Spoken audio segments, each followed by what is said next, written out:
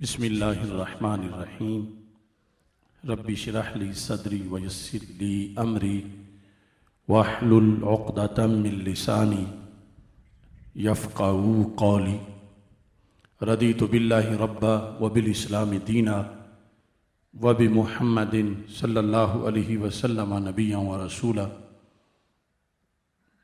اللہ اکبر اللہ اکبر اللہ اکبر، لبیک لبیک لبیک یا رسول اللہ صلی اللہ علیہ وسلم۔ الحمدللہ وحدہ والصلاة والسلام علی من لا نبی بعدہ وعلی آلہ واصحابہ الذین اوفوا وعدہ، اما بعد فاعوذ باللہ من الشیطان الرجیم، بسم اللہ الرحمن الرحیم۔ وَإِنِّي لَغَفَّارٌ لِمَنْ تَابَ وَآمَنَ وَعَمِلَ صَالِحًا ثُمَّ اهْتَدَى۔ صدق اللہ العظیم وصدق رسولہ النبی الکریم الامین۔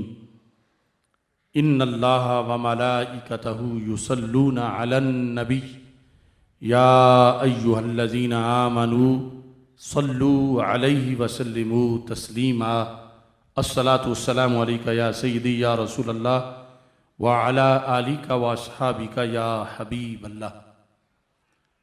محبت سے اور اس عقیدے سے درود و سلام پڑھے کہ سید المرسلین خاتم النبیین طبیب قلوب حبیب قلوب حضرت محمد مصطفیٰ صلی اللہ علیہ وسلم اپنے روضہ پر نور میں زندہ و تبندہ ہیں اور اپنی خصوصی توجہات سے ہمیں فیض یاب فرما رہے ہیں، اور یہ کہ جو بھی اجتماع میں بیمار ہے اس درود کی برکت سے اس کو شفا ملے، جو مقروض ہے اس کو قرض سے نجات ملے، جس کے روزگار کاروبار کے اندر کوئی کمی ہے اللہ اسے رزق کی بھی خوشحالی عطا فرمائے اور علم کی فراوانی عطا فرمائے۔ اس عقیدے اور نظریے سے درود شریف پڑھے۔ الصلاۃ والسلام علیکہ یا سیدی یا خاتم النبیین وعلی آلِکَ واصحابِکَ یا سیدی یا خاتم المعصومین۔ مولا صلی وسلم دائما ابدا علی حبیبک خیر الخلق کلہم۔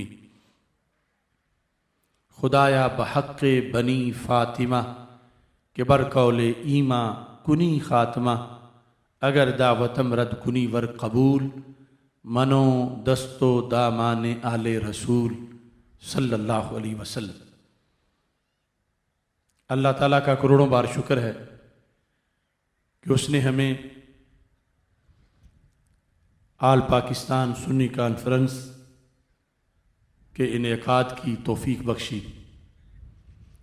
تحریک لبیک یا رسول اللہ صلی اللہ علیہ وسلم، تحریک صراط مستقیم، تحریک لبیک اسلام، الغالبون، جلالیہ علماء کونسل، ہماری ان ساری تنظیمات نے اور اہل سنت و جماعت کے ہر جو مسلک کے ساتھ مخلص تنظیمات ہیں سب نے یہ پیغام پہنچایا، اور اللہ کے فضل سے یہ ایک ٹھاٹھے مارتا سمندر ہے۔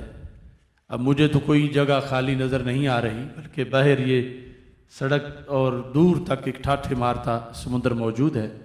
اللہ سب کا آنا اپنے دربار میں قبول فرمائے۔ سنی کانفرنسز پاکستان بننے سے پہلے بھی ہوتی رہیں اور پاکستان بننے کے بعد بھی ہوتی رہیں۔ آج کی سنی کانفرنس بڑے مخصوص حالات میں ہو رہی ہے۔ مسلک اہل سنت پر اغیار کے حملے تو پہلے ہی تھے، آج جب کچھ اپنوں کی طرف سے اس مسلک سے بے وفائی کی گئی اور یہ سمجھا گیا کہ ہم جو چاہیں کر لیں، کوئی ہمیں پوچھنے والا نہیں، اور وہ نظریات جو شیوخ اکابر کی کتابوں میں تھے، انہیں تھا کون بول سکتا ہے، کون بتا سکتا ہے، ہم جو چاہیں شعارات برپا کریں۔ اس حساس موڑ پر آج اس سنی کانفرنس کا انعقاد کیا جا رہا ہے کہ اہل سنت و جماعت کو باور کرایا جائے کہ جو اس کارواں سے جدا ہو کے کہیں اور جا بیٹھا وہ کتنا ہی عظیم پرندہ کیوں نہیں تھا، اب وہ یوں ہے جس شاخ پہ بیٹھتا ہے وہ شاخ ہی جل جاتی ہے، اور جو بھی کہیں سے نکل کر آ کے ان عقائد کے ساتھ متصف ہوا وہ کانٹا تھا گلاب بن گیا، ذرہ تھا آفتاب بن گیا۔ ہم کچھ تھرڈ پرسن لوگ جو ہیں ان کو یہ باور کرانا چاہتے ہیں ہم اہل سنت گدیوں کا، پیروں کا، آستانوں کا، مدارس کا، تنظیمات کا، شخصیات کا بڑا ادب احترام کرتے ہیں، مگر آج کے اس اجتماع سے ہم واضح کرنا چاہتے ہیں کہ یہ مسلک پیروں کا، گدیوں کا، مدارس کا، تنظیمات کا، آستانوں کا محتاج نہیں۔ وہ مرکز ہمارے ضرور ہیں، ہم ان سے فیض پاتے ہیں، لیکن اگر آج کوئی یہ سمجھتا ہے کہ ان کے بغیر مسلک نہیں چلے گا تو وہ غلط فہمی دور کریں، وہ مسلک کے بغیر نہیں چلیں گے، مسلک تو ان کے بغیر بھی چلتا رہے گا۔ ایسے موقع پر ہمیں یہ کانفرنس کرنی پڑی۔ حملہ آور جو تھے وہ تو تھے ہی، ہم نے خوارج اور نواسب کے خلاف جنگ لڑی دلیل کی روشنی میں، عقیدہ توحید اور اس سے ریلیٹڈ موضوعات پر اللہ نے ہمیں فتح عطا فرمائی۔ اس وقت بھی ہمارے خلاف طوفان بڑے اٹھے، مگر جب وہ ہم پہ الزام لگاتے تھے تو اہل سنت اس پر کان نہیں دھرتے تھے، اس لیے اتنا شور نہیں ہوا، ورنہ حملے اس وقت بھی بڑے ہوئے۔ مگر اب ہم نے جب خصوصی طور پر رفض کا محاسبہ کیا، انہوں نے جب شور مچایا تو ہمارے اندر سے لوگ ان کے سپانسر بنے اور مسلک پہ ظلم ڈھانے کے لیے تیار ہو گئے، اور پھر ایک طبقہ ایسا درمیان میں مارز وجود میں آ گیا جن کے منہ میں زبان نہیں ہے، علم رکھتے ہیں کہ شیخ الحدیث ہیں، پیر طریقت ہیں، لیڈر ہیں، اور یہ مانتے ہیں کہ ظلم ہو رہا ہے، مسلک لٹ رہا ہے، یہ مانتے ہیں، مجھے فون کر کے خود کہتے ہیں کہ تنہا تم لڑ رہے ہو، لیکن ابھی ہمارا نام نہ لینا کہ ہم بھی تمہیں صحیح کہتے ہیں۔ مجھے ایسے لوگوں سے بھی اس دین کے تحفظ کی وجہ سے شکوہ ہے، اور ان کے نام یہ شعر کر رہا ہوں۔ نگی چادر تان کے سو گئے، ہر پیر کو دیکھو، ایک تو وہ بی ٹیم ہے روافظ کی،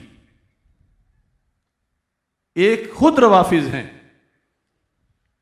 اور یہ نور چہرے ہمارے ساتھ ہے، لیکن ایک درمیان میں ٹولہ کیا ہے؟ نگی چادر تان کے سو گئے، مالک چور پہچان کے سو گئے۔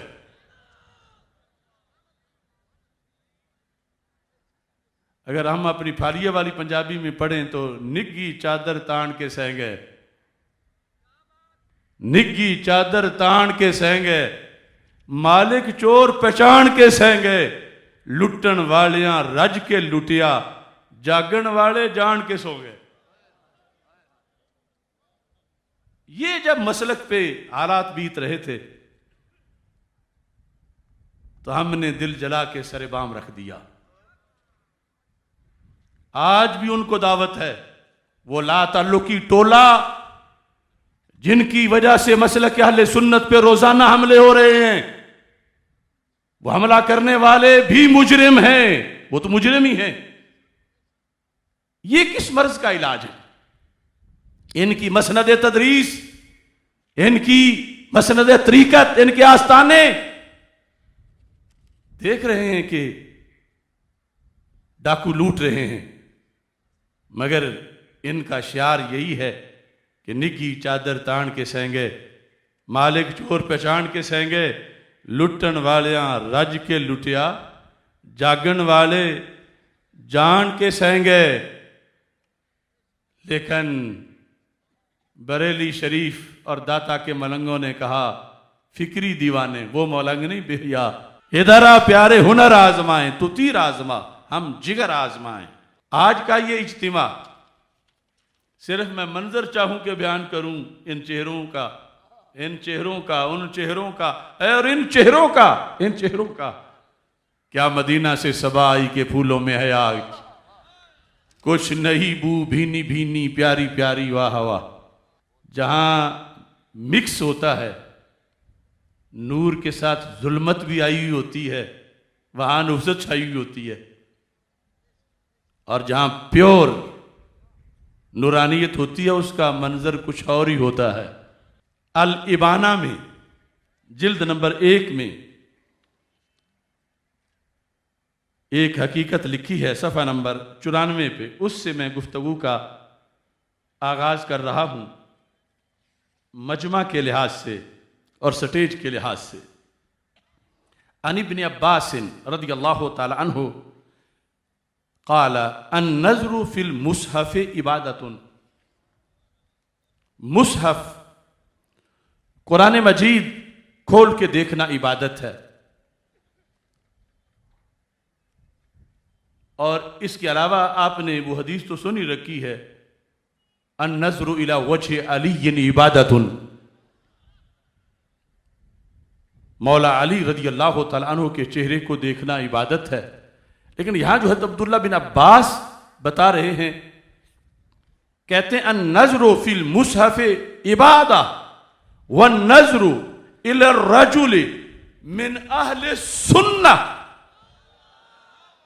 کسی سنی کا چہرہ دیکھنا۔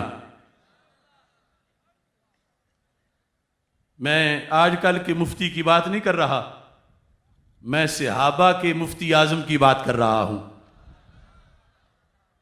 الابانہ جلد نمبر 1، الابانہ عن شریعت الفرقۃ الناجیہ، ابن بطہ جلد نمبر 1، یہ 387 ہجری ان کی وفات ہے۔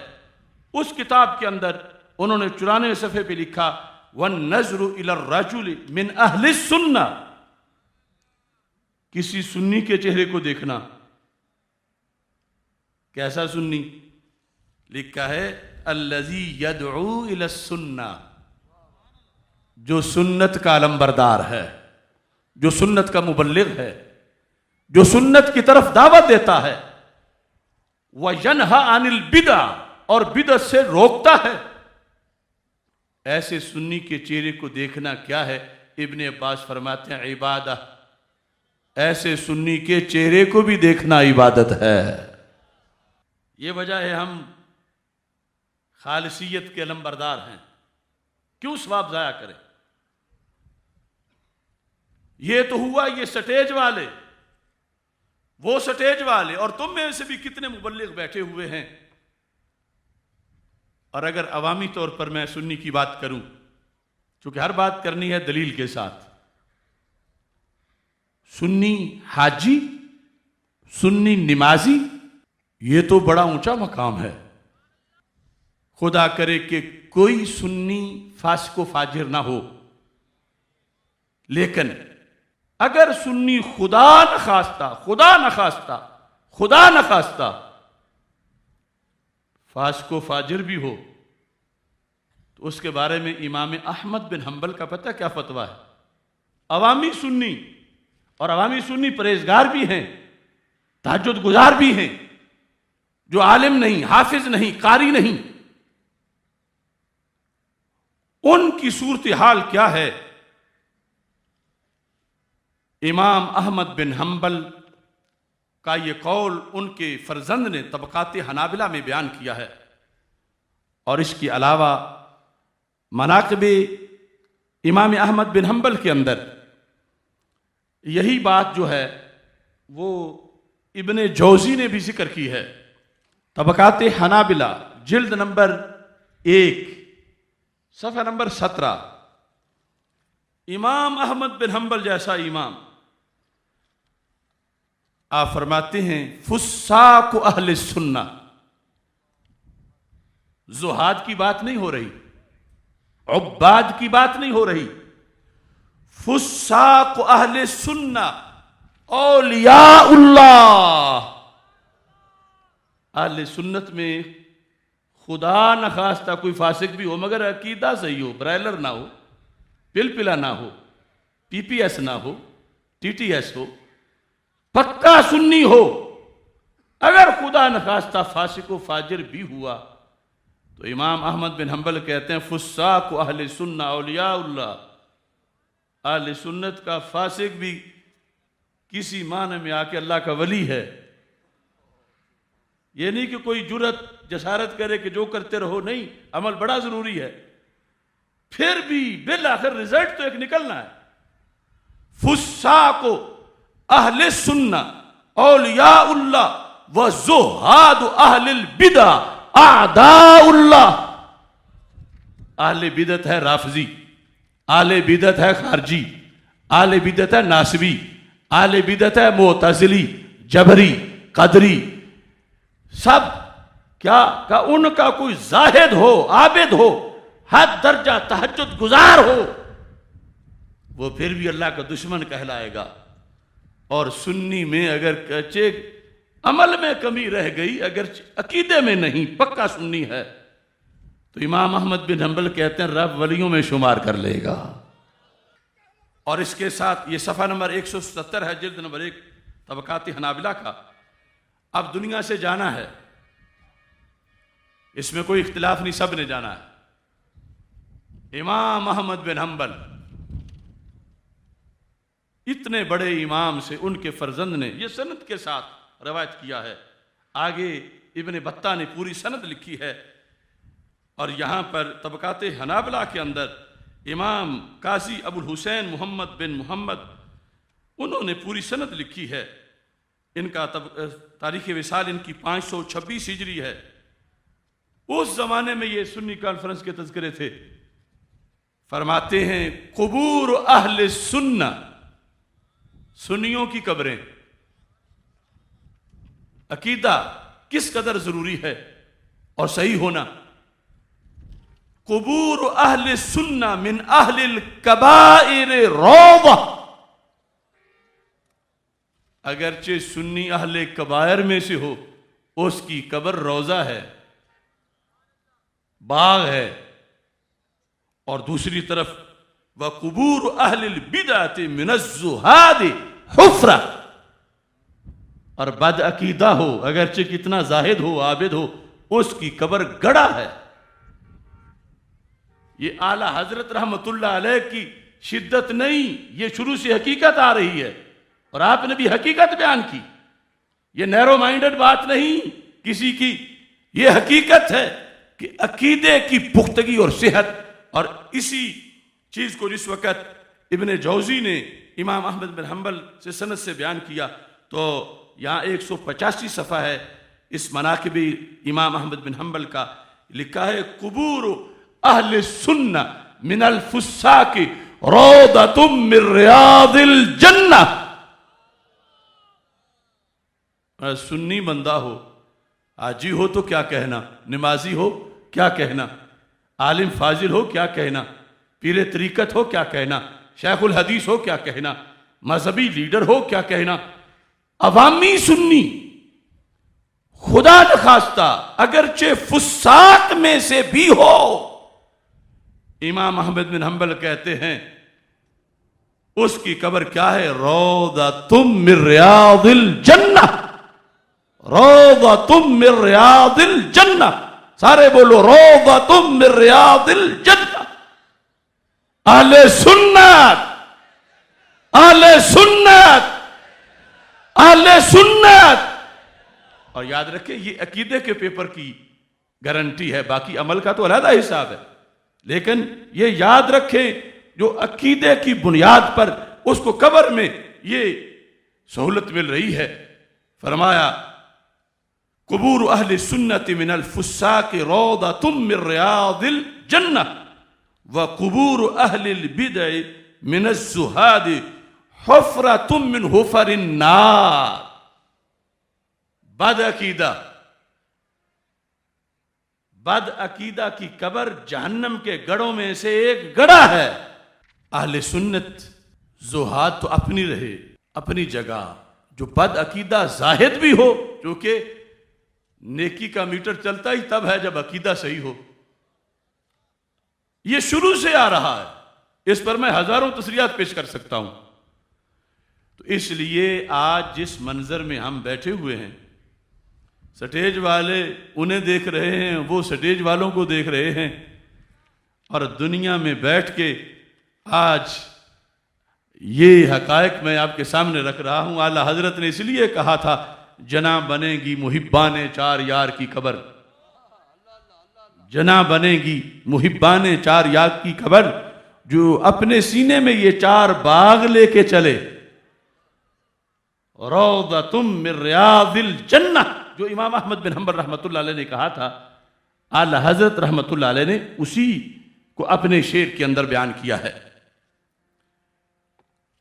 اہل سنت ہونا کیوں ضروری ہے؟ جب ہم مسلم ہیں تو مسلم ہوتے ہوئے کیا سنی بھی کہلوائیں؟ کتنا ضروری ہے؟ اس پر میں کئی تقریریں کر چکا ہوں. اب اختصار سے یہ بتانا چاہتا ہوں کہ ابھی دور صحابہ رضی اللہ تعالیٰ عنہم تھا، جب اسلام کے اندر فرقہ واریت آئی، قدری آئے، جبری آئے، معتزلہ آئے، خوارج آئے، روافض آئے، نواسب آئے. نام وہ بھی اسلام کے لے رہے تھے اور اکثر کلمہ بھی یہی پڑھ رہے تھے. تو اس زمانے میں حق پرستوں نے گالی سے بچنے کے لیے کہ ہم وہ غلط عقیدے والے نہیں، ہمیں وہ کوئی نہ سمجھو، اپنا آپ بچایا اور سنی کہلوایا.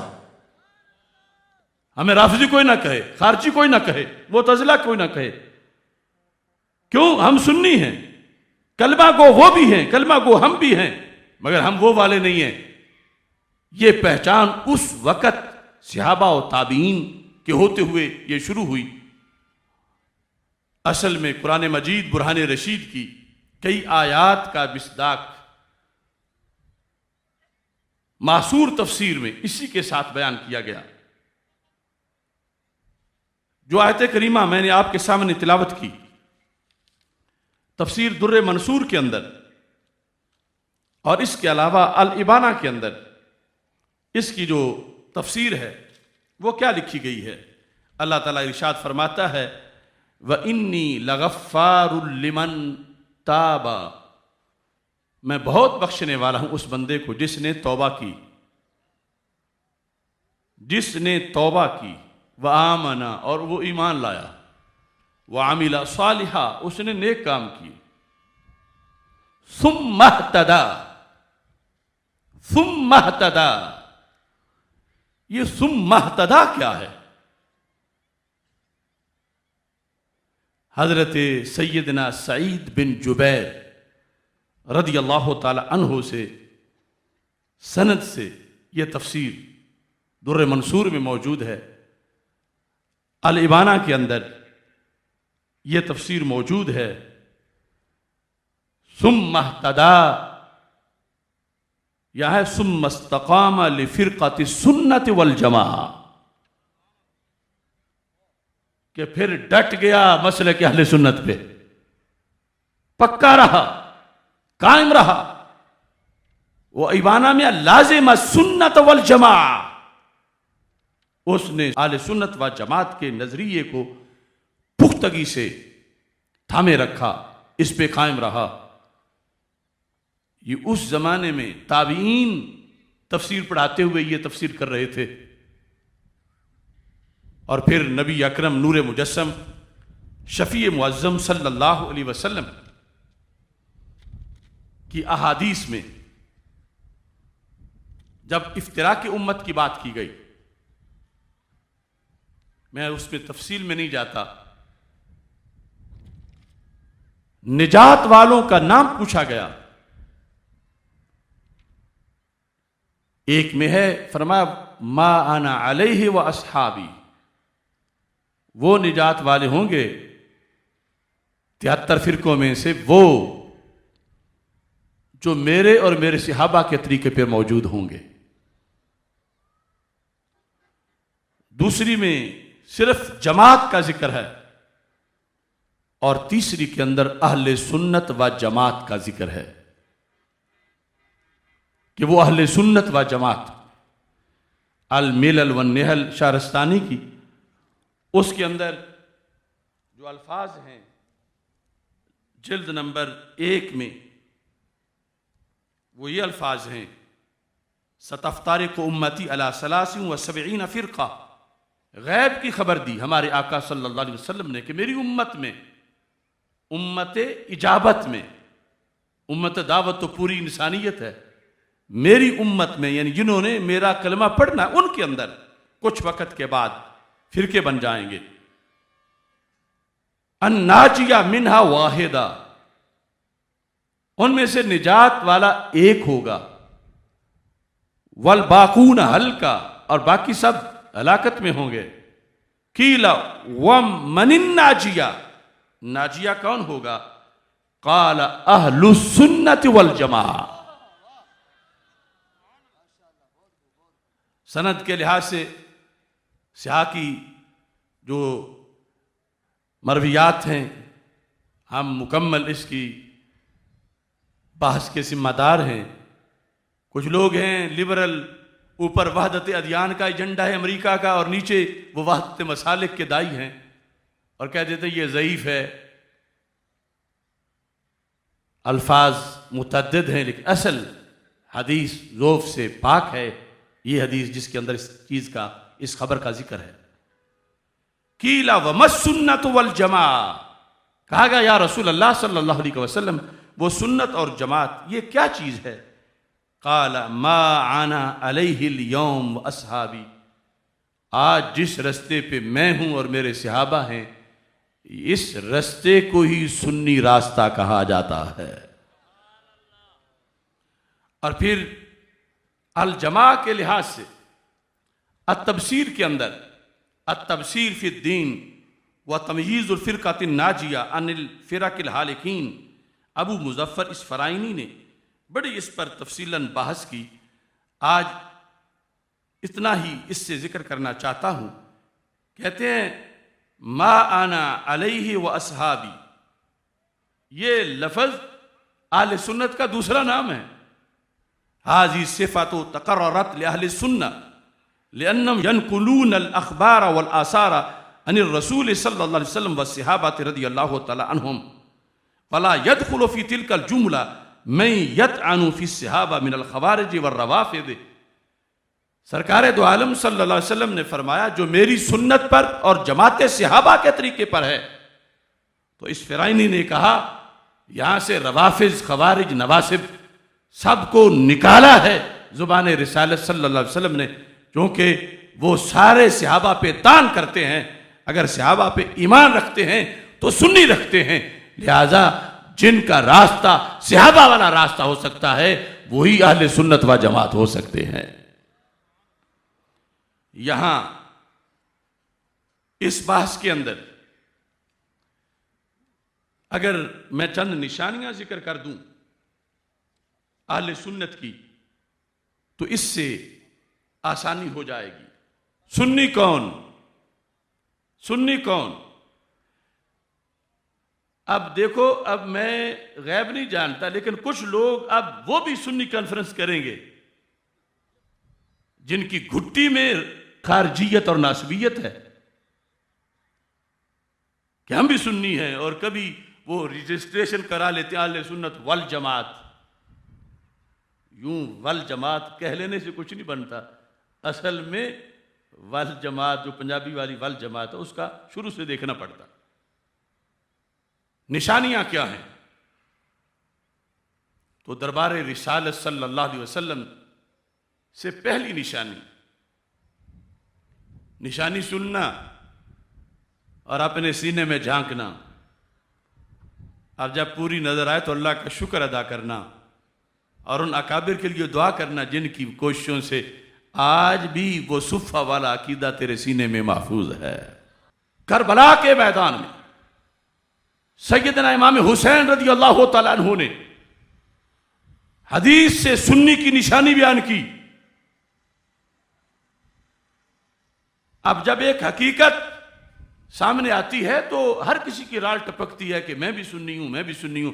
ارے روافظ اور نواسب تو کیا، یہ لفظ اتنی اٹریکشن والا ہے کہ یہ شیعوں کی پوری کتاب ہے، الشیعۃ ہم اہل السنہ۔ کسریاں دے گھر جا تک الشیعۃ ہم اہل السنہ، یہ پوری کتاب ہے کہ شیعہ ہی سنی ہے، نام ہی اس کا یہ رکھا ہے الشیعۃ ہم اہل السنہ، کہتے اور کوئی سنی نہیں، ہم ہی سنی ہیں۔ اور آگے جو وہ تعویل کرتے ہیں وہ لہذا، لیکن سنی نام کا ان کو بھی لگتا ہے کہ رکھ لیں کسی وقت، ان کو بھی اس میں شوق آتا ہے، نواسب کو آتا ہے، خوارج کو آتا ہے۔ اور میں ایک لفظ میں بات کرتا ہوں، سنی دعوے سے نہیں بنتا، درخت بیج سے پہچانا جاتا ہے یا پھل سے پہچانا جاتا ہے؟ تم بھی بیج دکھاؤ کہاں سے آیا ہے، دیوبند سے آیا ہے، درعیہ سے آیا ہے، یا قم سے آیا ہے، یا مدینہ منورہ سے آیا ہے؟ حضرت امام حسین رضی اللہ تعالیٰ عنہ نے کربلا کے میدان میں فرمایا، الکامل میں حدیث موجود ہے، ان رسول اللہ صلی اللہ علیہ وسلم قال علی والی اخی، اللہ کے رسول علیہ السلام نے مجھے اور میرے بھائی جان امام حسن رضی اللہ تعالیٰ عنہما ہمیں فرمایا تھا، ہم کون ہیں؟ ہمیں فرمایا تھا، انتما سیدہ شباب اہل الجنہ وقرۃ عین اہل السنہ، اے حسن و حسین تم جنتی جوانوں کے سردار ہو، اور قیامت تک تم حق کا نکھار ہو۔ اہل حق اہل سنت کہلائیں گے، اور اہل سنت پہ جھگڑا ہو جائے گا، کوئی کہے میں سنی ہوں، کوئی کہے گا میں سنی ہوں۔ تو میری بات بتا دینا، سنی وہ ہے کہ انتما سیدہ شباب اہل الجنہ وقرۃ عین اہل السنہ، اے حسن و حسین جن کی آنکھوں کی ٹھنڈک تم ہو اسے سنی کہا جائے گا۔ حیدر حیدر انتما سیدہ شباب اہل الجنہ وقرۃ عین اہل السنہ۔ اب یہ علامت پر کسی کو گھبراہٹ نہیں ہوئی؟ ہم میں سے کسی کے ماتھے پہ شکن نہیں ہے؟ اس سعادت پہ سارے خوش ہیں؟ ہمارا سینہ کوئی چیرے، دل کے آدھے حصے پہ امام حسن، دل کے دوسرے حصے پہ امام حسین، یہی سب کا عقیدہ، یہی تمنا ہے۔ تو پہلی علامت زبان رسالت صلی اللہ علیہ وسلم سے یہاں بیان کر دی گئی، اور یہ کسی اور میں نہیں، یہ ہم میں ہے اللہ کے فضل سے۔ ایک طرف تو ویسے ہی جو یزید کے قصیدے پڑھنے والے ہیں وہ قرۃ عین اہل سنہ کی چاشنی کیسے محسوس کر سکتے ہیں، اور دوسری طرف وہ دھڑا جو دعویٰ اپنی زبان سے کرتا ہے کہ ہم محب ہیں ان کے، ہم محب ہیں، یہ کروڑ بار الٹے لٹک کے بھی دعویٰ کریں، سنی تیرا سر فخر سے بلند ہے کہ تجھے یہ سند دربار رسالت سے عطا کر دی گئی ہے، قرۃ عین اہل السنہ۔ اور ساتھ ہی جس وقت اس کو مزید آگے پڑھتے ہیں تو تفسیر کبیر کے اندر، اور یہی بات روافظ کی کشف الغمہ کے اندر موجود ہے، روافظ کی کشف الغمہ کی جلد نمبر 1 اور اس کے صفحہ نمبر 107 پر، اور تفسیر کبیر کی جلد نمبر 14 اس کے اندر جز ہے 27واں، وہاں یہ بات لکھی ہوئی ہے، صفحہ نمبر 167 پر کیا لکھا ہے؟ الا وَمَن مَّاتَ عَلَى حُبِّ آلِ محمد صلی اللہ علیہ وسلم مَاتَ عَلَى السُنَّةِ وَالْجَمَاعَةِ، کہ جو محبت اہل بیت رضی اللہ تعالیٰ عنہم کے پرچم کے نیچے فوت ہوا، جس نے زندگی محبت اہل بیت رضی اللہ تعالیٰ عنہم کے جھنڈے کے نیچے گزاری، اسی پر اختتام ہوا، وہ جاتے ہوا دنیا سے کس جماعت میں گیا، وہ کون ہوگا، فرشتوں کے ہاں اس کا تعارف کیا ہوگا؟ جب اس کی روح نکلے گی تو یہ فرشتوں کے ہاں بھی چرچا ہوگا کہ زمانے میں ایک جو اہل سنت و جماعت ہیں ان میں سے ایک شخص فوت ہوا اور اس کی روح جو ہے وہ آج قبض کر دی گئی ہے۔ یہ علامات اگر سیدنا امام باقر رضی اللہ تعالیٰ عنہ سے پوچھو تو حلیۃ الاولیاء کے اندر حضرت امام باقر رضی اللہ تعالیٰ عنہ کا یہ فرمان موجود ہے۔ سادات میں سے عظیم سید حضرت امام باقر رضی اللہ تعالیٰ عنہ بولنے لگے ہیں، یعنی ان کا پیغام میں اپنی زبان سے بولنے لگا ہوں۔ یہ امام زین العابدین ہوں یا امام باقر ہوں یا امام جعفر صادق ہوں رضی اللہ تعالیٰ عنہم، ائمہ اہل بیت مطہرین میں سے کوئی بھی ہوں، اوپر خود مولا علی ہوں، حسنین کریمین ہوں، جس کا خطبہ بھی صحیح سند سے پڑھو گے تو تجھے سنی کی یہ علامتیں ہی نظر آئیں گی۔ حلیۃ الاولیاء جلد نمبر 3، یہاں پر سنی کی علامت امام محمد باقر، امام سیدنا امام زین العابدین رضی اللہ تعالیٰ عنہ کے لخت جگر، آپ ارشاد فرماتے ہیں من لم یعرف فضل ابی بکر و عمر رضی اللہ تعالیٰ عنہما فقد جہل السنہ، فرمایا جو شخص حضرت صدیق اکبر رضی اللہ تعالیٰ عنہ کی فضیلت کا منکر ہو، حضرت عمر رضی اللہ تعالیٰ عنہ کی فضیلت کا منکر ہو، امام باقر کہتے ہیں میرے سید کے فتوے کے مطابق اسے سنی نہیں کہا جا سکتا۔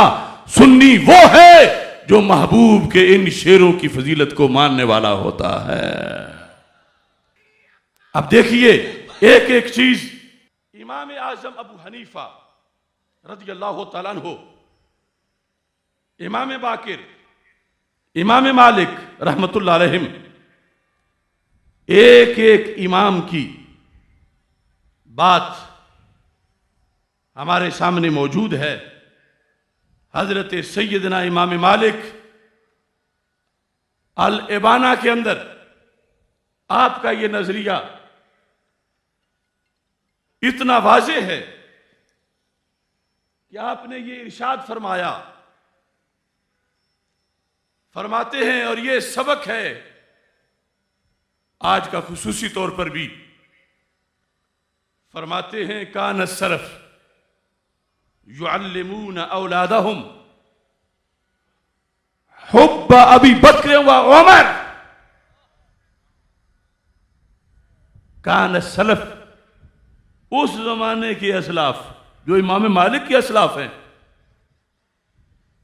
اسلاف اپنی اولادوں کو پڑھاتے تھے، سادات اپنی اولادوں کو پڑھاتے تھے، انصار تابعین کی اولادیں ان کا نصاب کیا تھا؟ کہا وہ یہ پڑھاتے تھے یعلمون اولادہم حب ابی بکر و عمر کما یعلمون سورۃ من القرآن، اسلاف اپنی اولادوں کو صدیق و عمر رضی اللہ تعالی عنہما کی محبت کا یوں درس دیتے تھے جیسے قرآن کی سورت کا درس دیا جاتا ہے۔ یہ ہے سنیت، یہ ہے علامات، یہ طریقہ ہے۔ اور پھر یہ وصیت الامام ابی حنیفہ، امام اعظم ابو حنیفہ نے وصیت لکھی، اس وصیت میں اس کا سرنامہ پڑھیں۔ آج ٹکے ٹکے کے لوگ ہیں، کوئی کہتا ہے مجھے سنی کہلوانے سے وحشت ہوتی ہے، کوئی کہتا ہے سنی کہلوانا فرقہ واریت ہے۔ امام اعظم ابو حنیفہ وہ امت کے عظیم محسن اپنے عہد میں جب لازم ہوا کہ مسلم اور مومن ہوتے ہوئے کچھ اور شرائط سامنے رکھنی چاہیے، تو امام اعظم ابو حنیفہ نے سنی ہونے کی شرطیں لکھی۔ توجہ کرو، تصور کرو کون سا زمانہ تھا اور کیا ضرورت پیش آئی۔ کیا انہیں پتا نہیں تھا کہ میں مسلم ہونے کی شرطیں لکھ دوں؟ مسلم اسلام پر کون ہے اس کی شرطیں؟ کیوں لکھا سنی ہونے کی شرطیں؟ اور پھر کیا شرطیں لکھی؟ آج کیا پدی کا شوربہ جو اٹھتا ہے آفتاب و مہتاب کی طرف منہ کر کے معاذ اللہ تھوکنے کی کوشش کرتا ہے۔ امام اعظم ابو حنیفہ کی وصیہ کے آغاز میں یہ الفاظ دیکھو، آپ فرماتے ہیں اعلموا یا اصحابی و اخوانی، اے میرے دوستو، اے میرے بھائیو، یہ جان لو۔ کیا جان لو؟ سبق امام صاحب کا جسے پڑھانے کے لیے سنی کانفرنس ہے، کیا سبق ہے؟ فرما ان مذہب اہل السنت والجماعہ الاثنتئی عشر خصلہ، فرما سنی مذہب کی 12 شرطیں ہیں۔ سنی کی، یہاں کوئی کہتا ہے یہ مجدد صاحب گھڑ کے لے آئے ہیں، ارے یہ تو پوری امت کا دھارا ہے۔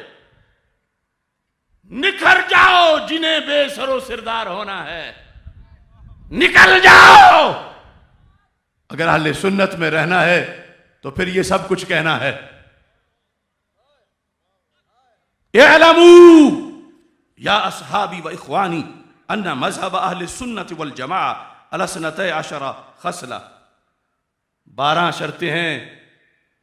آج کسی کو مروڑ اٹھتا ہے افضلیت صدیق اکبر ظنی ہے، یہ اجماعی نہیں۔ کیا حیثیت ہے ان پدیوں کی؟ دور تابعین میں سنیت کی جب شرطیں لکھی جا رہی تھیں، ہم تو اس پلیٹ فارم کی سنی کانفرنس کر رہے ہیں۔ کوئی ٹینچ بھاٹا لائے اپنی شریعت پیچھے سے، اپنا شجرہ نسب بتاؤ ہمیں، کہاں سے نکل کے آئے ہو؟ امام اعظم ابو حنیفہ رحمت اللہ علیہ، آپ نے فرمایا فمن کان یستقیم علی ھذی الخصال لا یکون مبتدعا، جس میں یہ 12 کی 12 شرطیں ہوں گی وہ بدعتی نہیں ہے، وہ بدعتی نہیں ہے۔ ولا صاحب ہوا، وہ بدعقیدہ بھی نہیں ہے۔ جس میں یہ 12 شرطیں ہیں وہ بدعقیدہ نہیں ہے۔ ہم نے فارمیلٹی کے لیے سنی کانفرنس نہیں کی، ہر ایک نے جھانکنا ہے اپنے ضمیر میں بھی، رینو کرنا ہے سب کچھ۔ طوفانوں میں نقصان ہو جاتے ہیں لیکن سنبھلنا دیکھنا ہے اپنا آپ۔ فرمایا فمن کان یستقیم علی ھذی الخصال لا یکون مبتدعا ولا صاحب ہوا فعلیکم بھذی الخصال حتی تکونوا فی شفاعت سیدنا محمد علیہ الصلوۃ والسلام۔ میرے امام کا عقیدہ ستھرا سچا عقیدہ ہے، فرمایا جس بندے کو قیامت کے دن سرور کونین صلی اللہ علیہ وسلم کی شفاعت چاہیے وہ یہ 12 شرطیں ضرور پوری کرے، سرکار کی شفاعت لینے کے لیے، سنی بننے کے لیے، بدعتی سے اجتناب کے لیے۔ بدعتی نہیں ہوگا اگر یہ 12 شرطیں ہوں گی۔ اب آج میں روزانہ کہتا ہوں نکلو آؤ مقابلے میں، مگر یوں مرے ہوئے ہیں، سانس بھی نہیں آتی، آواز کیوں نہیں آتی؟ میری پاور نہیں، پاور ابو حنیفہ کی ہے، پاور امام جعفر صادق کی ہے، پاور قرآن و سنت کی ہے، پاور مجدد الفیصانی کی ہے، پاور امام احمد رضا بریلوی کی ہے۔ رب تعالیٰ کی قسم آئیں تو صحیح لائیو 2 منٹوں میں الٹا کر کے اللہ کے فضل کی وجہ سے دکھا دیں۔ لبیک یا رسول اللہ لبیک لبیک لبیک یا رسول اللہ لبیک لبیک لبیک یا رسول اللہ لبیک لبیک لبیک یا رسول اللہ لبیک لبیک لبیک. لبرل کہتا ہے کہ یہ سنی ہونا کیا ہوتا ہے؟ چونکہ پلے کچھ نہیں اور وعید خود پہ ہی آئے گی، تو سنی ہونا کیا ہوتا ہے؟ ارے سنی ہونا یہ ہوتا ہے، یہ ہمارا شجرہ نسب ہے. اے امت کی فصلوں کی جڑی بوٹیوں، یہ ہے مکی مدنی پنیری کا باغ. امام اعظم ابو حنیفہ رحمۃ اللہ علیہ نے، میں صرف ایک شرط پڑھ کے سنا دیتا ہوں 12 میں سے. 12ویں کے نام کی 12 لکھی اور 5 تن پاک کے نام کی 5ویں کیا لکھی؟ کہتے الخامس نقر بأن افضل هذه الامة بعد نبینا محمد صلی اللہ علیہ وسلم ابو بکر صدیق رضی اللہ تعالیٰ عنہ.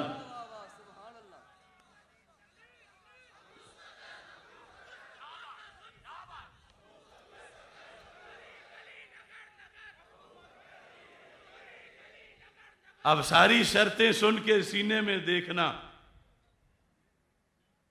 یقیناً سنی ہے تو سینہ مدینہ ہے.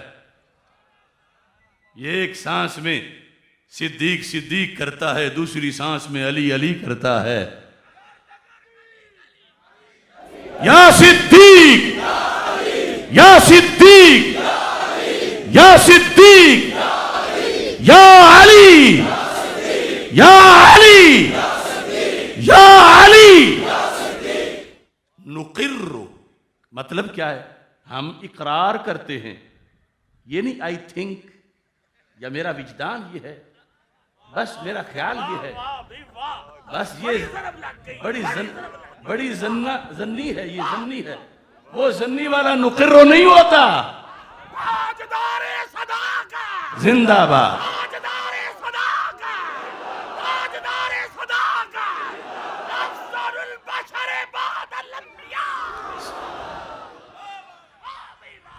اس واسطے اسلاف سکھاتے تھے صدیق و عمر کا پیار صورتوں کی طرح کہ یہ معیار حق ہے.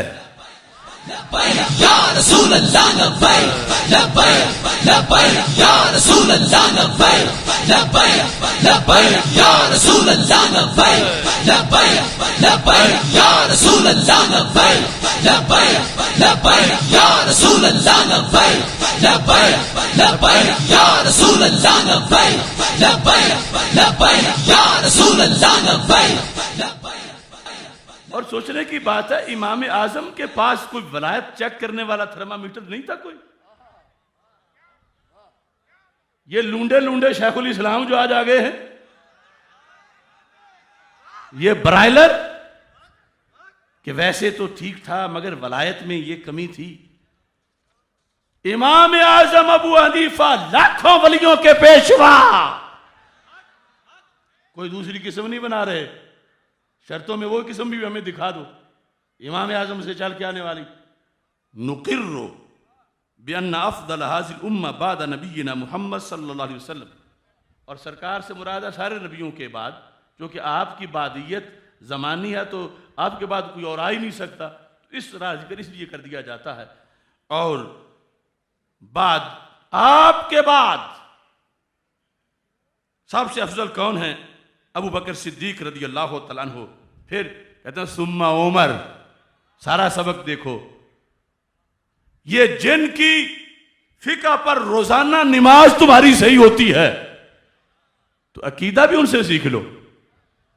ثم عمر ثم عثمان ثم علی رضوان اللہ علیہم اجمعین. اجمعین کا آج بھی کچھ لوگوں کو نیزہ چبھتا ہے. اجمعین کہتے ہیں لقولہ تعالی والسابقون السابقون اولئک المقربون فی جنات النعیم. فکل من کان اسبق فهو افضل ویحبهم کل مومن تقی ویبغضهم کل منافق شقی.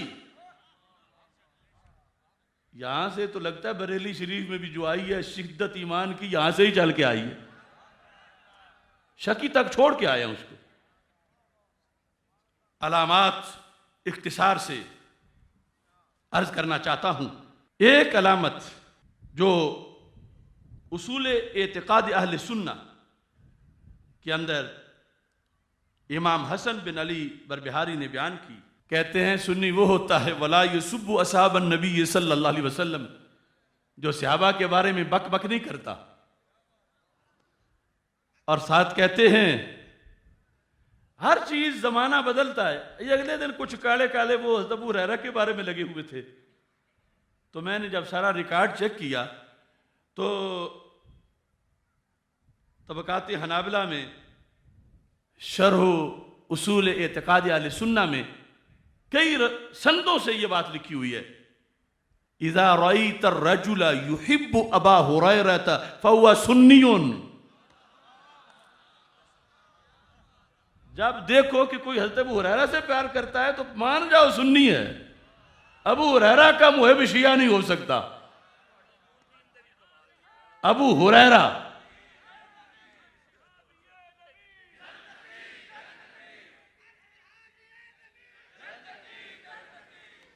حضرت ابو ہریرہ اور حضرت اسید رضی اللہ تعالی عنہ سے جو محبت کرتا ہے وہ سنی ہوتا ہے۔ اور کبھی یہ ہوتا ہے کہ سنی کا تب بھی پتہ چلتا ہے کہ یہ سنی ہے، کسی اور دوسرے اس کو کیا کہتے ہیں،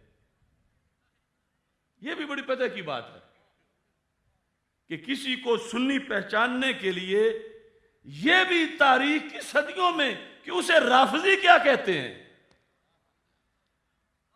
یہ بھی حوالے ہیں میرے پاس اتنے کہ جس بندے کو رافضی ناسبی کہیں وہ پکا سنی ہوتا ہے،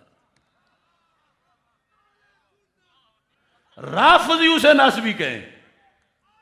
ایک تو ہے نا وہ خود جو رافضی ہیں ناسبی ہیں، نہیں جسے رافضی ناسبی کہیں وہ بندہ سنی ہوتا ہے، جسے رافضی پتہ چلا سنی بننے کے لیے رافضیوں سے ناسبی کہلوانا بھی ضروری ہے۔ الحمدللہ ہماری شرط پوری ہے، سب کی شرط۔ آج کئی کیڑے مکوڑے ڈس رہے ہیں اپنے ہاتھوں کے، او خارجی اکٹھے ہو گئے، ناسبی اکٹھے ہو گئے، قل موتوا بغیظکم۔ یہ تو مدینہ منورہ میں پتہ چل رہا ہے کہ کون اکٹھے ہیں۔ سنی کی شرط یہ ہے کہ اسے رافضی ناسبی کہیں، سنی کی۔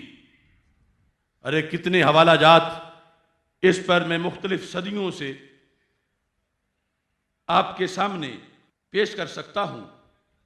طبقات حنابلہ میں جلد نمبر 2 صفحہ نمبر 32 پر کہتے ہیں اذا سمعت الرجل یقول فلان ناسبی فاعلم انہ رافضی، جو بات بات پر تانے دے رافضی کے یہ رافضی ہیں، جان لو پکا رافضی ہے۔ جو دوسروں کو ناسبی کے تانے دے رہا ہے جان لو وہ پکا رافضی ہے خود، اور ساتھ جو ہے یہ ابو زرع کے اعتقاد کے اندر الجامع میں صفحہ نمبر 526 پر لکھا ہے کہ یہ صورتحال اس انداز کی ہے، اما الرافضہ فإنہم یسمون اہل السنت ناسبہ، کہ رافضی وہ ہوتے ہیں جو سنیوں کو ناسبی کہیں، رافضی وہ ہیں جو سنیوں کو ناسبی کہیں۔ تو سنیوں کو ناسبی کہنا یہ رافضیوں کی پرانی بات ہے، پرانا شعار ہے، اور یہ الجامع کے اندر اس کے جو حوالہ جات ہیں میں آپ کے سامنے عرض کر رہا ہوں۔ الجامع یہ ہے، الجامع فی عقائد و رسائل اہل سنہ، اس کے اندر لکھا ہے حرب بن اسماعیل کرمانی کا عقیدہ، 280 ہجری میں وفات ہے حرب بن اسماعیل کرمانی کی، اس زمانے میں 280 ہجری میں وفات ہے۔ اس میں لکھا ہے وَأَمَّا الرَّافِضَةُ فَإِنَّهُمْ يُسَمُّونَ أَهْلَ السُنَّةِ نَاسِبَةً، کہ رافضی سنیوں کو ناسبی کہتے ہیں،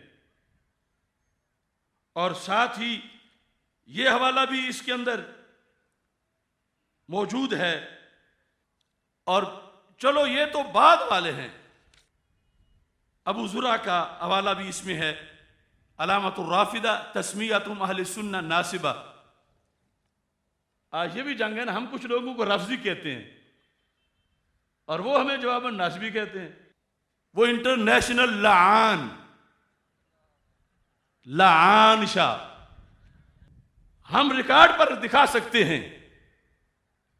روافض کہتے ہیں کبھی یہ ناسبی ہوتا تھا عرفان شاہ، اب یہ مولائی بن گیا، کبھی ناسبی ہوتا تھا۔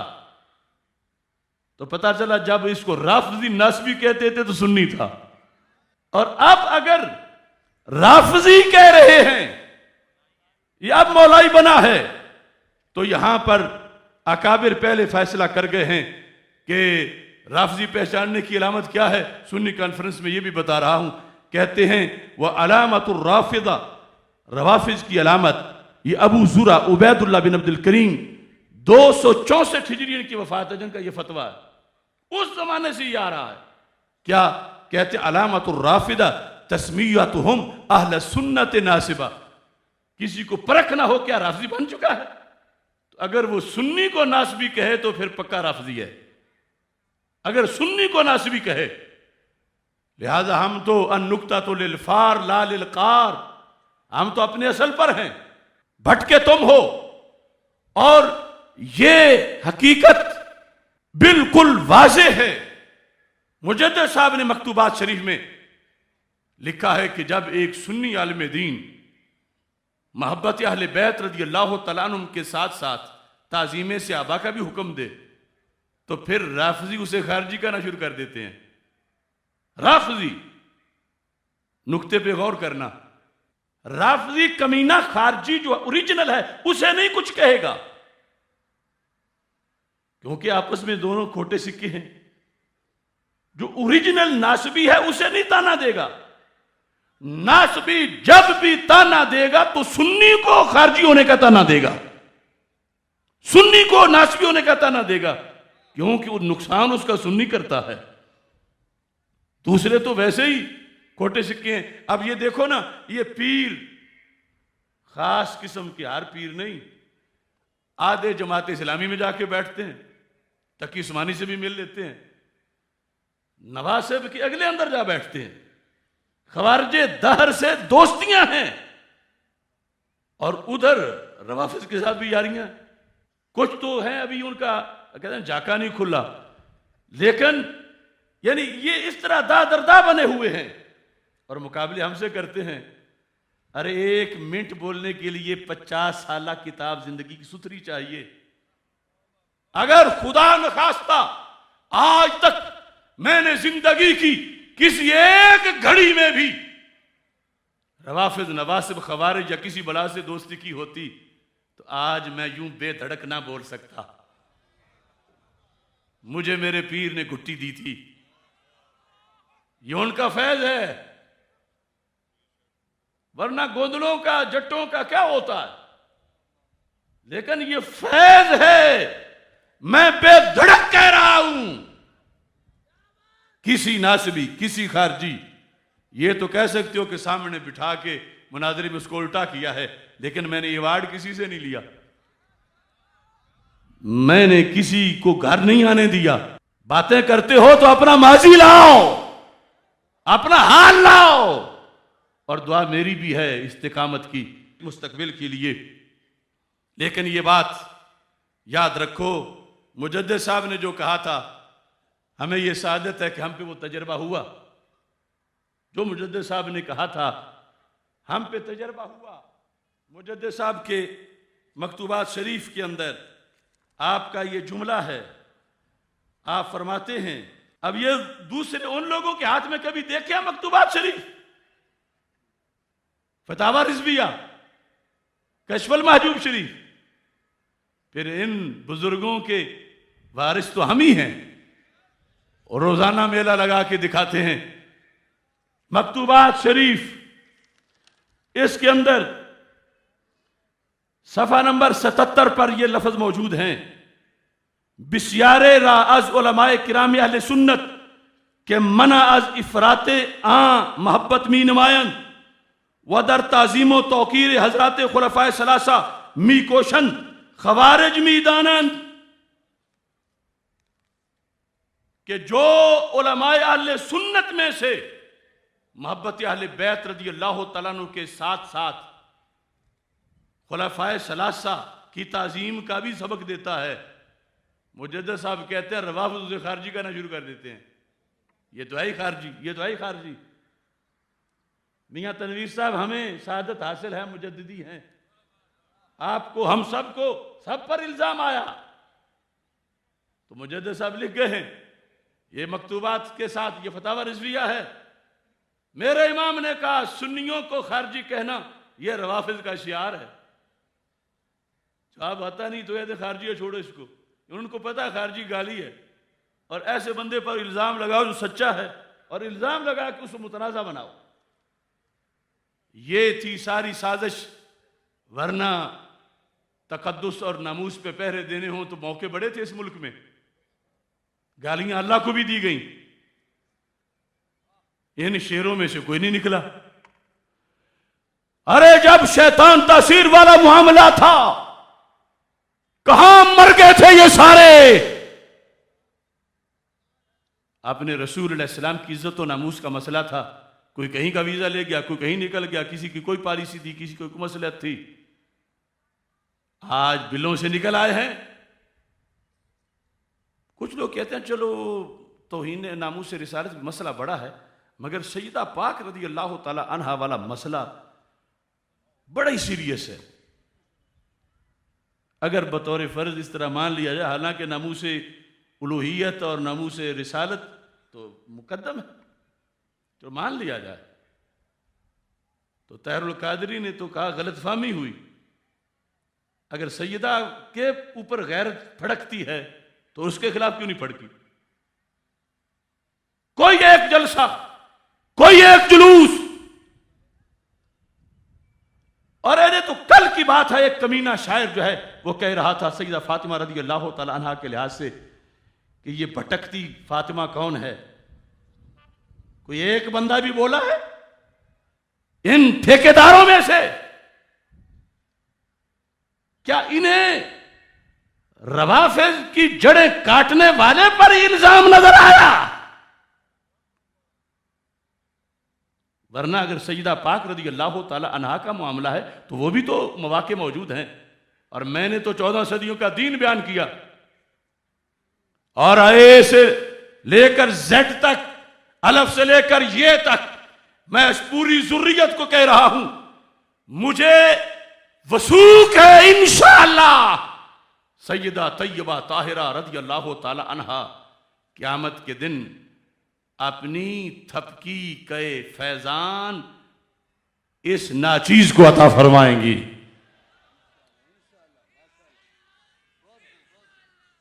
میں نے مسلک بچایا، یہ تو من گھڑت قصے کہانیوں پہ چلتے ہوئے ریفز کا گھڑا ہوا فلسفہ لے کے بہ گئے۔ میں بتاتا ہوں، لاؤ ان کو کسی کو پکڑ کے سامنے، کوئی کیڑا مکوڑا نہ ہو، کوئی 4 سٹے جھل لینے والا ہو، بیٹھے میرے سامنے، لائیو لائیو لائیو میں بتاؤں گا، میں نے وہ تقریر کی تھی اور میں ہی ہر جگہ نعرہ لگاتا ہوں، بے خطا بے گناہ، بے خطا بے گناہ، بے خطا بے گناہ۔ اور یاد رکھیں، یہاں جس نے ناسبی کا مجھے تانا دیا، میں کہتا ہوں کبھی تم بھی ہوتے تھے ناسبی، تمہیں یاد ہو کہ نہ یاد ہو۔ کہ بلا مفتی صاحب بھی کراچی سے تشریف لے آئے ہیں، کبھی تم بھی ہوتے تھے لعان شاہ۔ میں اتنا ادب کرتا ہوں، کسی نے ایک لفظ بھی مجھے پڑھایا، بھکی شریف کی گلی سے بھی گزرے تو میں ادب کرتا ہوں، مگر جو مسلک پہ بدمست ہاتھی بن کے چل پڑے، ہمارے پاس اس کے لیے کوئی ادب نہیں ہے۔ کبھی تم بھی ہوتے تھے ناسبی، تجھے یاد ہو کہ نہ یاد ہو، یہی تجھ کو کہتے تھے رافضی، تجھے یاد ہو کہ نہ یاد ہو۔ بیٹھ کے سن میری غزلیں آج، میں نے تو تیری بڑی منقبتیں سوچی ہوئی تھی، کاش کہ وہ وقت آتا، اور اب بھی اللہ تجھے توبہ کی توفیق دے دے۔ تیرے کیا وہ عہد و پیمان تھے جو رضا کی خاطر بیان تھے، تیرے کیا وہ عہد و پیمان تھے مفتی اسحاق صاحب، تیرے کیا وہ عہد و پیمان تھے جو رضا کی خاطر بیان تھے، وہ تیری بڑکیں تھیں عارضی، تجھے یاد ہو کہ نہ یاد ہو۔ مولانا ضیاء المصطفیٰ منور صاحب خلیفہ ہیں ان کے، لیکن وہ مسلک کو چھوڑ گئے تو یہ خلافت ان کے گھر چھوڑا۔ یہ علوی صاحب کتنے لوگ ہیں جو چھوڑ کے آ گئے ہیں، اور اگر یہ پیر باز نہ آئے تو پھر ایک دوسرے کو انہوں نے مرید کرنا ہے انشاءاللہ، کوئی سنی ان کے ہتھے نہیں چڑھے گا۔ تیرے کیا وہ عہد و پیمان تھے جو رضا کی خاطر بیان تھے، فکر رضا فکر رضا فکر رضا، اب کبھی زبان پہ آیا لفظ؟ کبھی بھول کے بھی؟ تیرے کیا وہ عہد و پیمان تھے جو رضا کی خاطر بیان تھے، وہ تیری بڑکیں تھیں عارضی، تجھے یاد ہو کہ نہ یاد ہو۔ جن پہ غصے میں تو رہا تھوکتا، اب انہی کو ہی ہے یا چاٹتا۔ جن پہ غصے میں تو رہا تھوکتا، اب ان کو ہی ہے تو آ چومتا۔ تیری کیا ادائیں ہیں دوغلی، تجھے یاد ہو کہ نہ یاد ہو۔ نہ پاس تجھ کو آبا کا ہے، تھوڑا سا حافظ الحدیث رحمت اللہ علیہ، تھوڑا سا مولانا محمد نواز کیلانی رحمت اللہ علیہ، اپنے اساتذہ کا۔ نہ پاس تجھ کو آبا کا ہے، نہ دین و فکر رضا کا ہے، تیری دشمنوں سے ہے دوستی، تجھے یاد ہو کہ نہ یاد ہو۔ تیری دشمنوں سے ہے دوستی، تجھے یاد ہو کہ نہ یاد ہو۔ اور ہمارا جرم کیا ہے یہ ذہن میں رکھو، ہمارا جرم یہ ہے کہ ہم نے بڑی تحقیق کے بعد دیکھا کہ اندھیرے میں کچھ چور، پنجابی نے سن لائی ہوئی نا، مسلک اہل سنت کو نقب لگا رہے وہ، اور پھر وہاں بلب کیسے لگایا جائے تاکہ وہ چوری نہ کریں اور حفاظت ہو جائے۔ بڑی ریسرچ کے بعد ہمیں پتہ چلا کہ ہمارے معاشرے میں شریعت کی جو تبلیغ ہے وہ ادھوری ہو رہی ہے۔ ظاہر ہے کہ کوئی نسخہ آدھا بتائیں آدھا نہ بتائیں تو اس کے آگے اثرات پھر ویسے ہی ہوں گے۔ ہمارے آقا صلی اللہ علیہ وسلم نے حضرت مولا علی رضی اللہ تعالی عنہ کو فرمایا تھا، فی کا مثل من عیسیٰ۔ اس حدیث کے اندر عیسیٰ علیہ السلام آپ نے فرمایا، علی تمہارے اندر حضرت عیسیٰ علیہ السلام والی جھلک ہے۔ ان کے بارے میں 2 دھڑے مارے گئے، ایک پیار میں مارا گیا، دوسرا بغض میں مارا گیا، اور نجات انہوں نے پائی جنہوں نے پیار کیا، بغض نہیں کیا، مگر پیار شریعت سے پوچھ کے کیا۔ ہمارے ملک میں اس وقت روئے زمین پر بڑے بڑے آستانوں پر محافل میں بغض اہل بیت اور بغض علی رضی اللہ تعالی عنہ کے خلاف تو بولا جاتا ہے اور فرض ہے بولنا، مگر جتنا نقصان بغض سے ہوتا ہے اتنا ایک محبت سے بھی ہوتا ہے۔ میرا فتویٰ نہیں، دربار رسالت کا فتویٰ ہے، مسند امام احمد میں ہے، مشکات شریف میں ہے۔ محبت کی ایک ہی قسم بتائی جا رہی ہے، محبت کرو بس جنت، محبت کرو بس جنت، محبت کرو جنت۔ سرکار نے فرمایا نہیں علی، تیری محبت میں جنت بھی ہے جہنم بھی ہے، یہ حدیث ہے۔ اور مولا علی نے فرمایا یہلک فی اثنان، میرے کچھ محب بھی جہنمی ہیں۔ یہ ایک حدیث نہیں، میں اس پر بھی متعدد کتابوں سے یہ حوالے سارے پیش کر سکتا ہوں. کئی لوگ میری محبت میں ہی اگلا قدم جہنم میں رکھیں گے.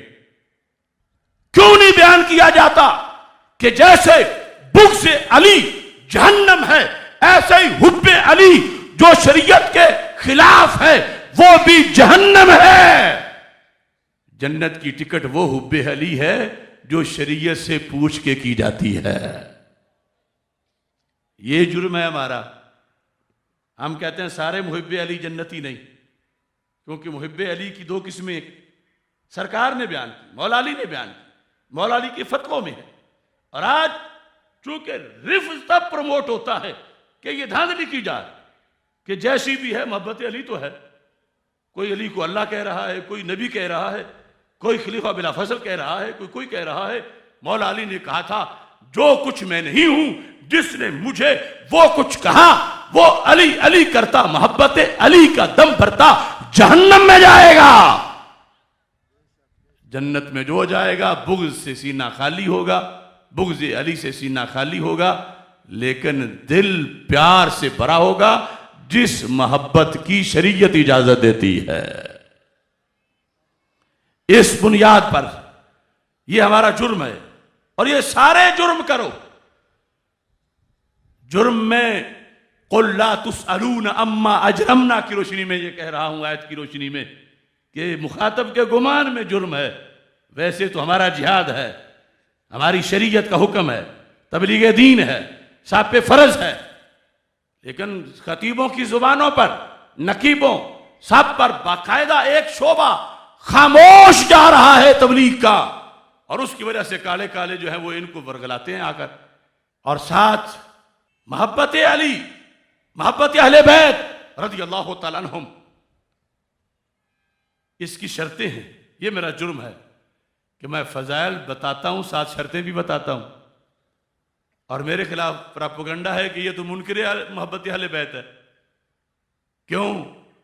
میں جب شرطیں بتاتا ہوں تو کالوں کا کاروبار نہیں چلتا، چونکہ شرائط کے مطابق ان کی محبت وہ ثابت ہوتی ہے جو جہنم والوں کی ہے.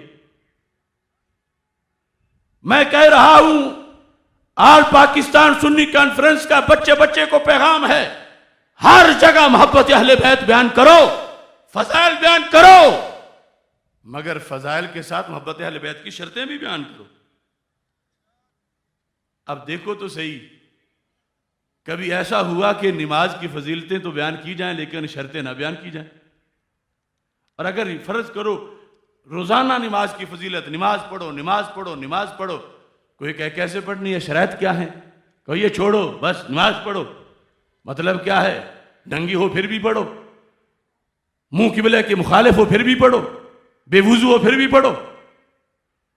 تو مطلقاً فضائل نماز کے بیان کر کے شرطوں سے پشت پھیر کے یہ نماز کی محبت نہیں، نماز کی دشمنی ہے.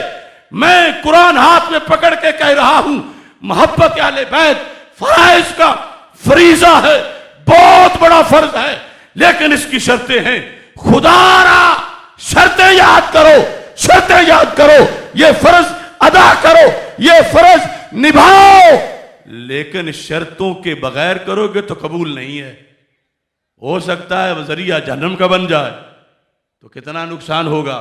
میں ہوں اصل محافظ محب اہل بیت، محبت اہل بیت رضی اللہ تعالیٰ عنہم کا، اس واسطے کہ ساری زندگی شرطوں کے خلاف کرتے رہے، حشر میں صفر نتیجہ ہوا یا جہنم ملی تو کتنا نقصان ہوگا. شرطیں کیا ہیں؟ شرطیں یہ ہیں، آج صرف 3 بیان کرتا ہوں. قرآن ہاتھ میں پکڑ کے کوئی ان شرطوں کا انکار کرے میں جواب دے ہوں. محبت اہل بیت ہو یا محبت صحابہ، صرف ایک طرف کی بات نہیں. محبت جو قیامت کے دن نجات دے گی ان ہستیوں کی، اس کی پہلی شرط یہ ہے کہ ان وجوہ سے ہو جو رب نے شان ان ذاتوں کو عطا فرمائی ہیں، جن کا شریعت میں ثبوت ہے، جو شریعت کے حکم کے مطابق ہیں، جس محبت سے کفر نہیں ہوتا، مقام نبوت پہ حملہ نہیں ہوتا، مقام الوہیت پہ حملہ نہیں ہوتا، یعنی شرعی محبت، پہلی شرط یہ ہے کہ وہ محبت شریعت کے مطابق ہو. اب صرف محبت جہنم لے جائے تو کتنا نقصان ہے. شریعت کے مطابق، یہ پہلی شرط ہے. دوسری، ان سب کے ساتھ محبت ان کی وجہ سے نہ ہو، اللہ کے رسول صلی اللہ علیہ وسلم کے صدقے ہو، سرکار کی وساطت سے ہو، سرکار کی وجہ سے ہو. اگر یہ چھوڑ کے کوئی محبت کرتا ہے تو باغی ہے شریعت کا، پھر شرط پوری نہیں. کچھ لوگوں کی اس باریکی کی سمجھ نہیں آتی. مجدد صاحب نے کمال لکھا، فرماتے ہیں اگر ان کاڑوں نے اہل بیت اطہار رضی اللہ تعالیٰ عنہ سے پیار رسول پاک صلی اللہ علیہ وسلم کی وساطت سے کیا ہوتا تو پھر کچھ گالیاں روزانہ ابو جہل کو بھی دے دیتے. مان لیا ان کا غلط نظریہ کہ یہ جی ہم اہل بیت کے دشمنوں کو گالیاں دیتے ہیں، جبکہ وہی تو محب اہل بیت ہیں جن کو یہ گالیاں دیتے ہیں. اگر خدا نخواستہ بطور فرض مان لیا جائے تو پھر جن کے صدقے اہل بیت کی محبت ہے اس ذات کے دشمنوں کو تو زیادہ دینی چاہیے. تو ان کالوں میں سے کبھی کوئی ابو جہل کو بکتا دیکھا گیا؟ کبھی ابو لہب کو بکتے ہوئے پکڑے گئے؟ یہ جب بھی بھونکے صدیق و عمر کو بھونکے رضی اللہ تعالیٰ عنہما، سرکار کے صدقے آل سے پیار ہوتا تو پہلے سرکار کے دشمنوں کے لیے کچھ کرتے. اپنی غلط سوچ کے مطابق جو انہوں نے الزام لگایا وہ صحابہ رضی اللہ تعالیٰ عنہ پر. تو مجدد صاحب کہتے ہیں کبھی بھی ان کی محفلوں میں، ان کے مجلسوں میں تبرہ ان پہ تو نہیں کیا جاتا، ان کے تو سگے بھائی بنے ہوئے ہیں. اور یہ دیکھو دروغ اور حافظہ نے آج 4 صدیاں بعد بھی انہوں نے اپنی غلطی صحیح نہیں کی. مجدد صاحب نے جو نشانی بتائی تھی آج بھی وہی ہے. کیا کہ ان کو ابو جہل سے کوئی دشمنی نہیں کہ دوڑے پڑے تنزیہ تیر مارے اس کو، ملعون کو، ابو لہب اور کفار کو. اگر سرکار کے صدقے آل سے پیار ہوتا تو پھر پہلے تو سرکار کے جو قطعی دشمن ہیں ان کے بارے میں بولا کرتے. دوسری شرط یہ تھی کہ محبت اہل بیت رضی اللہ تعالی عنہم سرکار کی وجہ سے ہو. محبت صحابہ رضی اللہ تعالیٰ عنہم سرکار کی وجہ سے ہو. خوارج کی حب صحابہ کیوں مردود ہے کہ سرکار کی وجہ سے نہیں؟ نواسب کی کیوں مردود ہے کہ سرکار کی وجہ سے نہیں؟ روافض کی حب اہل بیت کیوں مردود ہے کہ سرکار کی وجہ سے نہیں؟ سنی کی کیوں مقبول ہے کہ سرکار کی وجہ سے ہے؟ تیسری شرط، مختصر وقت ہے، محبت اہل بیت رضی اللہ تعالیٰ عنہم ہو یا محبت صحابہ رضی اللہ تعالیٰ عنہم مقبول تب ہے کہ جب دونوں محبتیں بیک وقت ایک سینے میں اکٹھی ہوں، یہ جمع ہوں. اگر ان محبتوں کو آپس میں چڑ ہو کسی ایک محبت کو دوسری کے ساتھ، وہ محبت نہیں، وہ دوزخ ہے، وہ شریعت نہیں، وہ شرارت ہے. فرض ہے میرے محبوب علیہ السلام کی ذات نے متحد کر دیا ان دونوں محبتوں کو امت کے لیے. بیک وقت ایک سینے میں دونوں جمع ہوں تو پھر یہ محبت منظور ہے، اور اگر نہ ہوں تو پھر منظور نہیں. اس لیے روافض کروڑ بار کہتے رہے لا یجتمع فی قلب المومن حب و بغض ابی بکر و عمر رضی اللہ تعالیٰ عنہما. یہ مولا علی فرما رہے ہیں. اس کے پیش نظر روافض صرف ایک محبت کے دعوے دار ہیں اور اکیلی سچی ہوتی نہیں ہے. نواسب خوارج صرف ایک محبت کے دعوے دار ہیں، اکیلی سچی ہوتی نہیں. اہل سنت کا ہے بیڑا پار، اصحاب حضور نجم ہیں اور ناؤ ہے عطرت رسول اللہ کی صلی اللہ علیہ وسلم. یہ میرا جرم ہے، میں 3 شرطیں بتاتا ہوں، اور شرطوں کے بغیر محبت مقبول نہیں ہوتی، فرض محبت ادا ہی نہیں ہوتا. لہذا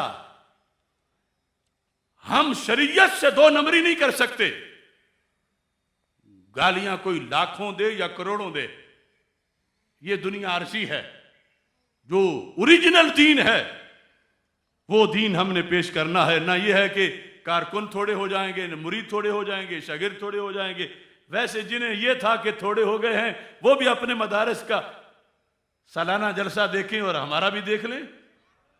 وہ چیلیاں والا میں ہے، وہ سالان ختم بخاری کر ہی نہیں سکے. ہماری اپوزیشن بنی تھے، وہ 2-4 ٹنڈ تھے، کس کا ختم بخاری کر؟ کروڑوں سلام ہو مرکزی جامعہ محمدیہ نوریہ رضویہ بھکی شریف کو، مگر آج کے نکمے محتمم سے پوچھو وہاں کتنے دور حدیث سے فارغ ہو رہے ہیں. تو کمی تو ان کو آئی. مرید سب کے ٹوٹے. ہم نے تو توکل اللہ اذان دی. اور ویسے بھی میرے امام نے کہا تھا سنیت سے کھٹکے سب کی آنکھ میں، پھول ہو کے بن گئے کیا خار ہم. مجھے قائد اہل سنت، مجھے نابغہ اثر، مجھے فکری قائد، مجھے کیا کیا کہیں، اور میری حق بیانی پر مجھے مغلظات بکیں. تو میرے امام نے پہلے کہہ دیا تھا سنیت سے کھٹکے سب کی آنکھ میں. ہم یقیناً کھٹکتے ہیں کچھ لوگوں کو. پنجابی چاہتے نا فلانا بندہ میں بڑا رڑکتا ہے. میں کہیں رڑکنا مگر کوئی نقصان نہیں. وجہ کیا ہے؟ سنیت سے کھٹکے سب کی آنکھ میں، پھول ہو کر بن گئے کیا خار ہم. خار تھے نہیں، خار کانٹا تھے تو پھول. مگر کوئی خار سمجھتا ہے تو ہم ضرور چبیں گے. جسے ان سے چبن ہے میں چبوں گا آخری دم تک.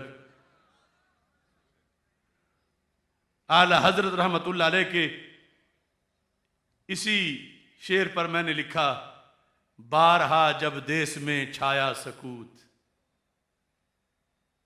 وہ جب غیر مقلدیت ایک طوفان تھا ان کی جہادی تنظیمیں اور کیا کیا. غیبانہ جنازہ سیمینار صرف ایک مسئلے پر نہیں تھا، پوری غیر مقلدیت کو ٹھوکنا مقصد تھا. قبضے ہو رہے تھے مساجد پر، آج نام و نشان نظر آتا ہے. پھر واقعہ وہ گوجرا میں 6.5 گھنٹے ریفض کے خلاف، وہ مسجد نمرہ میں مناظرہ، پھر حدود آرڈیننس، پھر غازی ممتاز حسین قادری شہید کے مسئلے پر جہاد. کوئی کسی کی ایک رات نکلوا دے تو بندے اس کا شکر کرتے ہیں. میں نے تو ان کے ساتھ 8 سال نکلوائے. میں ہی تو سامنے تھا اللہ کے فضل سے کہ لوگوں نے جا کے ان کو آستانوں سے کھینچ کے باہر نہیں کیا کہ کہتے نہیں وہ ہمارا پاس ٹھیک ہے، وہ کر رہا، ہم ساتھ ہی ہیں، ہم اس کے ساتھ ہی ہوتے ہیں، ساتھ ہی ہیں. سیر سپاٹے کرتے رہے. میں نے مشکل وقت ان کا نکالا غازی صاحب والا، ورنہ جب غازی صاحب جیل میں تھے لوگ ان کو کھینچ کے چونکوں میں رگڑتے لا کر کہ کیوں نہیں نکل رہے باہر. مجھ پہ سارے چھوڑ کے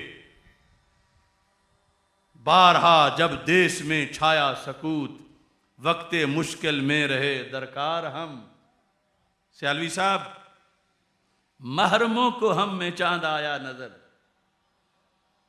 بوئے گل تھے اور تھے گلزار ہم. یہ ماضی. محرموں کو ہم میں چاند آیا نظر، بوئے گل تھے اور تھے گلزار ہم. سنیت کی پاسبانی سے ہوئے گالیوں کے قید کے حقدار ہم. اگر ان کو کھلی چھٹی دیتے تو ہو سکتا مجھے سونے کے محل بھی بنا کے دے دیتے. میرے قائد اہل سنت پر نعرے لگا لگا کے جھومتے رہتے. بڑے بڑے نازک محاذوں پر ہم نے قائد اہل سنت لکھ کر ان کے ہاتھ میں دیا، مجھے قائد اہل سنت مت کہو مگر میں تمہیں اہل سنت سے گڑبڑ نہیں کرنے دوں گا. بارہا جب دیس میں چھایا سکوت، وقت مشکل میں رہے درکار ہم. محرموں کو ہم میں چاند آیا نظر، بوئے گل تھے اور تھے گلزار ہم. سنیت کی پاسبانی سے ہوئے گالیوں کے قید کے حقدار ہم. اب میں آپ کو ساتھ ملا کے کہہ رہا تم کوئی بات نہیں. خاک پائے خاندان اہل بیت، الفت اصحاب سے سرشار ہم. ہم غلام 4 یارو 5 تن، بندگان سید ابرار ہم. یا رسول اللہ لبیک لبیک لبیک یا رسول اللہ لبیک لبیک لبیک یا رسول اللہ لبیک لبیک لبیک یا رسول اللہ لبیک لبیک لبیک یا رسول اللہ لبیک. مولا علی رضی اللہ تعالیٰ عنہ فرماتے ہیں لَتَفْتَرِقَنَّ هَذِهِ الْأُمَّةِ. اس پر بات ختم کرنا چاہتا ہوں، مقالہ تو پھر ہمیشہ ہی لمبا ہی ہو جاتا ہے. میرا دعویٰ ہے، میں یہ قرآن ہاتھ میں پکڑ کے کہہ رہا ہوں. کیا دعویٰ ہے؟ ہم ہیں علی والے، ہم ہیں، ہم ہیں، ہم ہیں، اور ہم ہیں صدیق و عمر والے، عثمان و علی والے. آپ کا فرمان، آپ فرماتے ہیں لا تفترقن هذه الامہ، یہ امت فرقوں میں بٹ جائے گی.